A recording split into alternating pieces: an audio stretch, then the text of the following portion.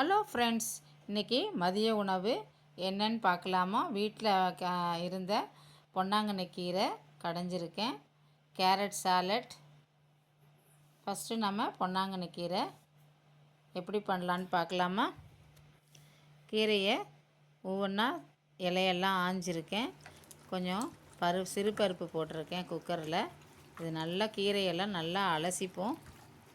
2 தடவை 3 தடவை நல்லா அலசிட்டு இந்த பருப்பு மேலேயே தூக்கி போடுவோம். கீரையை போட்டுட்டு கொஞ்சம் உப்பு போடுவோம். கீரைக்கு உப்பு தாங்காது, கம்மியாக கொஞ்சமாக போட்டுக்கோங்க.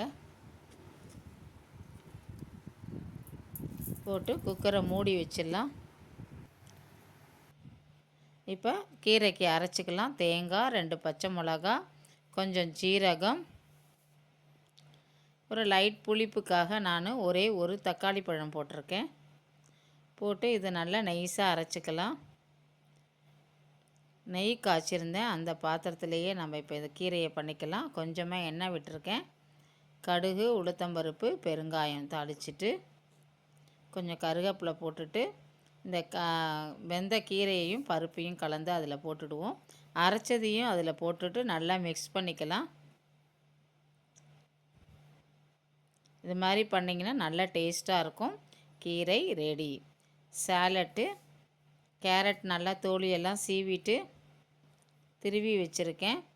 தாளிச்சிக்கலாம். கொஞ்சம் எண்ணெய் விட்டுருக்கேன். கடுகு, பச்சை மிளகா,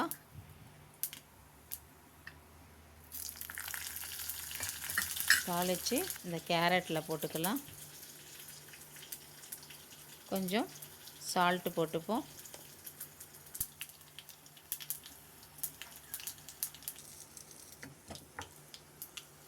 இதை போட்டு நல்லா இதை மிக்ஸ் பண்ணிக்கலாம். கொஞ்சம் லெமன் புழிஞ்சிக்கலாம்.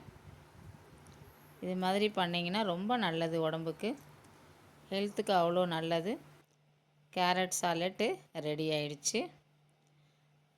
சுட சுட சாதம், கேரட் சாலட், கீரை, தயிர், பகோடா, மிளகு குழம்பு. தேங்க்யூ.